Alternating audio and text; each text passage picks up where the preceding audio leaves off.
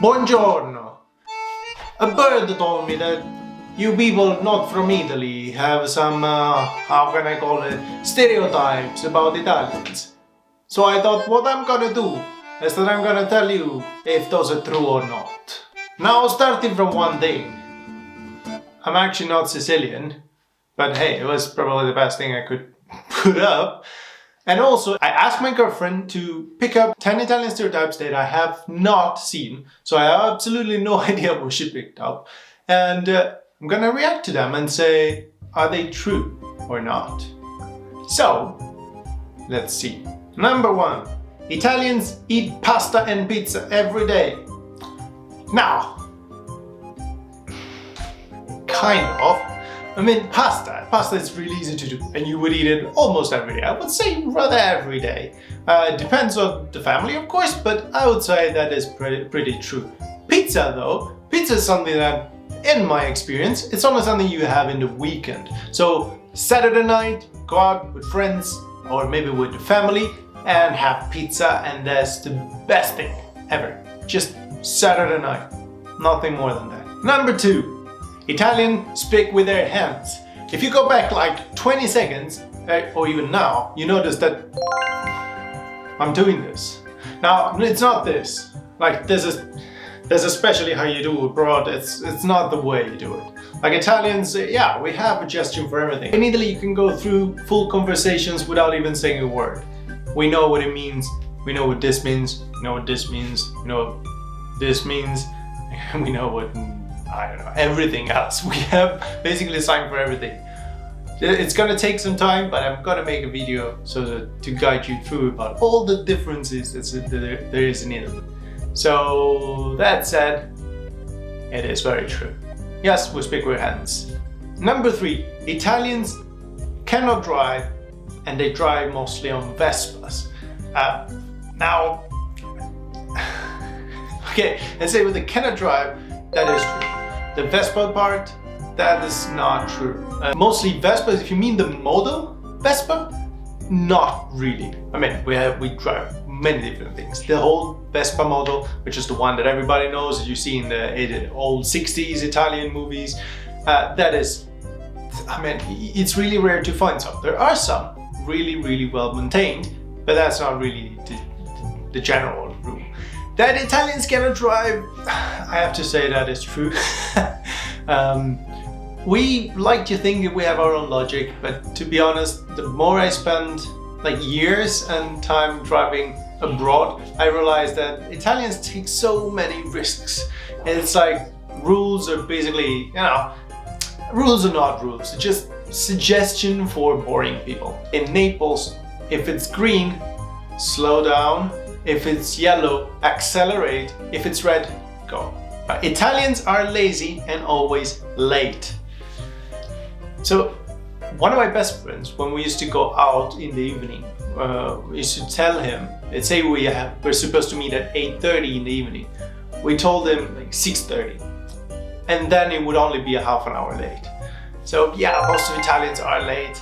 I had an appointment with an architect, and he said come at 6 at my office. And of course, I've been living in Sweden for 12 years.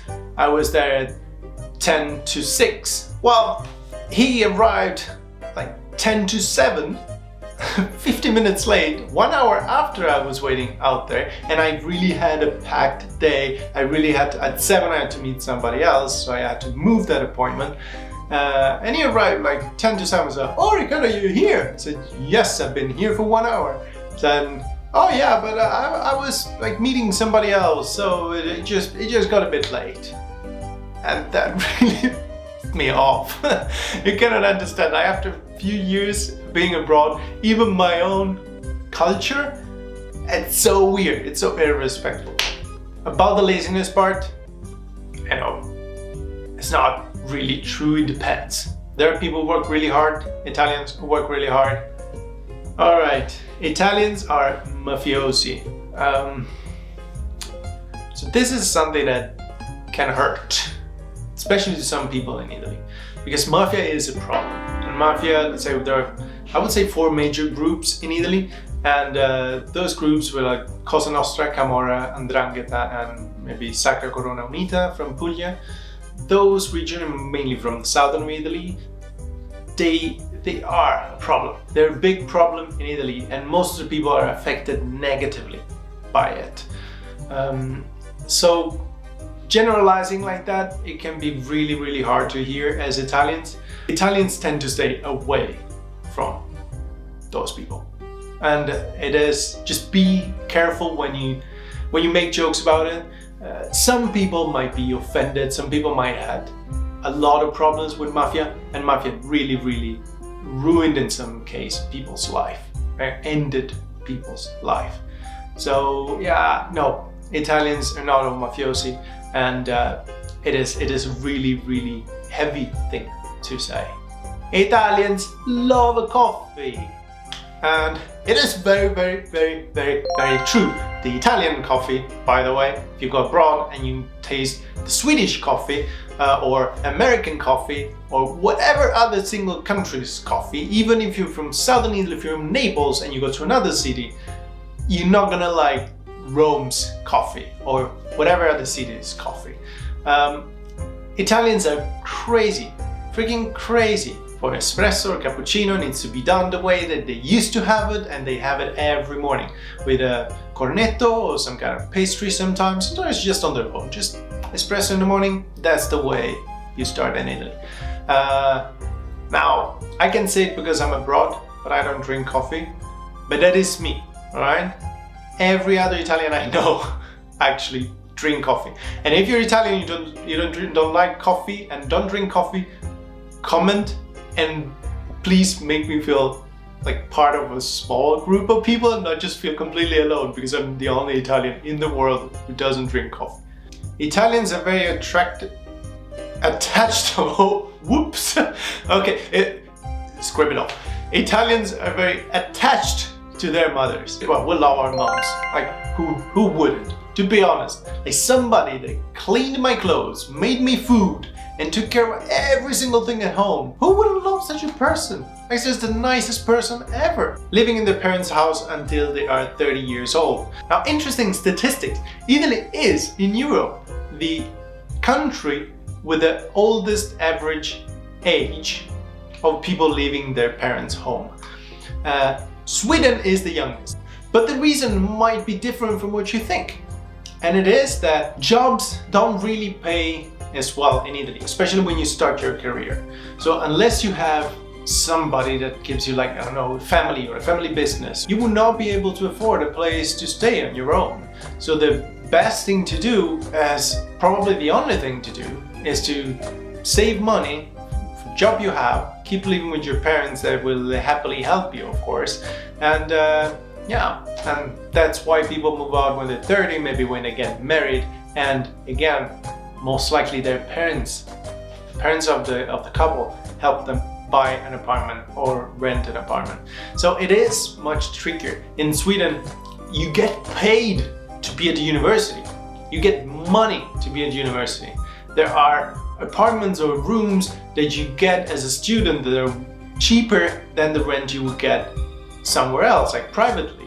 Those things don't exist in Italy. You pay the university in Italy. So how could you move when you're 21? All Italians are creative and artists, and they all dress very nicely.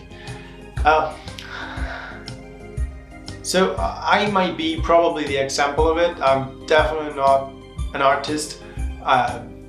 Really bad at it. I know a lot of friends who are really bad at it, so I would definitely debunk this and say, no, it's not true. Not every Italian is creative, not every Italian is an artist. But when it comes to fashion, we do export a lot of fashion, right? But I wouldn't go as far as saying that every Italian has a sense of fashion. Up until maybe I was 23, 24, was a perfect example of how Italians, most of Italians, or a lot of Italians, have no idea about what they're putting on. I just put on clothes.